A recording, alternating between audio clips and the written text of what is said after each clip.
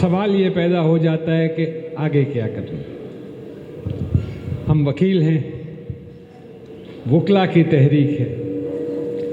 वकला की तहरीक हमेशा होती है अबाउट चेंजिंग माइंडसेट्स।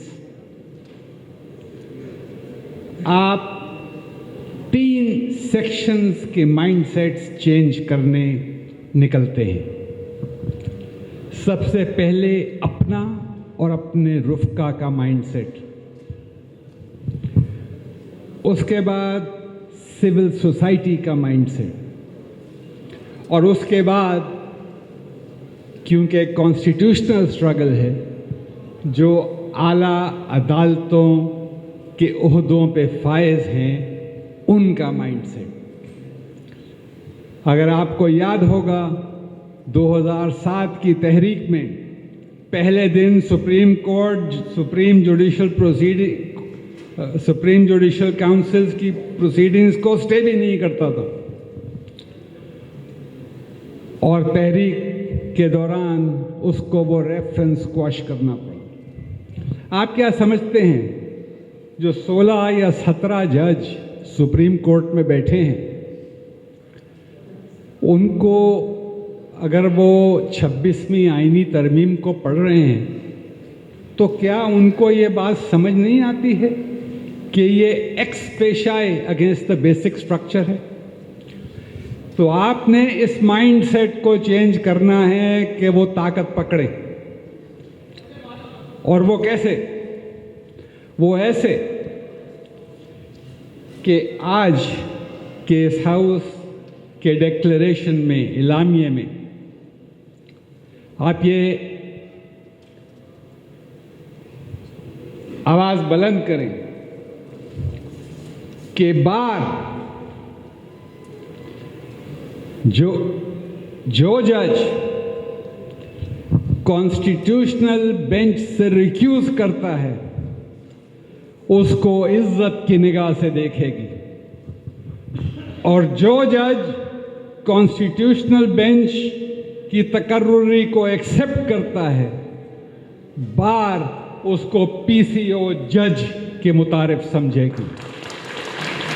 ये बात आप कहें ताकि ये मैसेज जाए। इस इलामिये में ये बात कहें,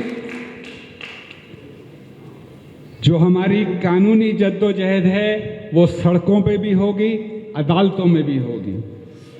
बहुत सी पिटिशन्स फाइल हुई हैं, गालिबन आपकी भी पिटिशन है, बलूचिस्तान बार की है, सलाउद्दीन साहब, हैदर साहब कुछ पिटिशन्स की पैरवी कर रहे हैं, एक की मैं भी कर रहा हूँ। ये तो हम एक्शन कमेटी में तय करेंगे, लेकिन इस इलामिया में कम से कम ये कॉल देनी चाहिए कि ये नुमाइंदा कन्वेंशन सुप्रीम कोर्ट के चीफ जस्टिस से अपील करता है कि full court of the supreme court constitute किया जाए, जो इन आईनी तरमीमों को नंबर करे और उनको बगैर किसी डिले के सुनवाई के लिए फिक्स किया जाए। ये आपकी तहरीक है। फिर आपने माइंडसेट्स चेंज करने हैं। जब ये पिटिशन्स लगती हैं तो आपको हर डिस्ट्रिक्ट बार में, हर बार में उस दिन जिस दिन हेयरिंग है, एक कम से कम काली पट्टी के साथ जो है प्रोटेस्ट करना है, ताकि a message is sent loud and clear. सवाल ये पैदा हो जाता है कि आगे क्या करें। हम वकील हैं, वकला की तहरीक है। वकला की तहरीक हमेशा होती है अबाउट चेंजिंग माइंडसेट्स। आप 3 सेक्शंस के माइंडसेट्स चेंज करने निकलते हैं। सबसे पहले अपना और अपने रुफ़का का माइंडसेट, उसके बाद सिविल सोसाइटी का माइंडसेट, और उसके बाद क्योंकि कॉन्स्टिट्यूशनल स्ट्रगल है, जो आला अदालतों के ओहदों पे फायज हैं उनका माइंडसेट। अगर आपको याद होगा 2007 की तहरीक में पहले दिन सुप्रीम जुडिशल काउंसिल्स की प्रोसीडिंग्स को स्टे भी नहीं करता था और तहरीक के दौरान उसको वो रेफरेंस क्वॉश करना पड़ा। आप क्या समझते हैं जो 16 या 17 जज सुप्रीम कोर्ट में बैठे हैं उनको अगर वो 26वीं आईनी तरमीम को पढ़ रहे हैं तो क्या उनको ये बात समझ नहीं आती है कि ये एक्स पेशाए अगेंस्ट द बेसिक स्ट्रक्चर है? तो आपने इस माइंडसेट को चेंज करना है कि वो ताकत पकड़े। और वो कैसे? वो ऐसे कि आज के इस हाउस के डिक्लेरेशन में, इलामिये में आप ये आवाज बुलंद करें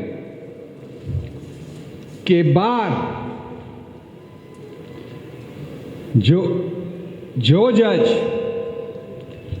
कॉन्स्टिट्यूशनल बेंच से रिक्यूज करता है उसको इज्जत की निगाह से देखेगी और जो जज कॉन्स्टिट्यूशनल बेंच की तकर्रुरी को एक्सेप्ट करता है बार उसको पीसीओ जज के मुतारिफ समझेगी।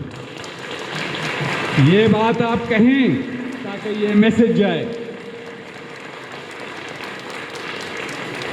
इस इलामिये में ये बात कहें, जो हमारी कानूनी जद्दोजहद है वो सड़कों पे भी होगी, अदालतों में भी होगी। बहुत सी पिटिशन्स फाइल हुई हैं, गालिबन आपकी भी पिटिशन है, बलूचिस्तान बार की है, सलाउद्दीन साहब, हैदर साहब कुछ पिटिशन्स की पैरवी कर रहे हैं, एक की मैं भी कर रहा हूँ।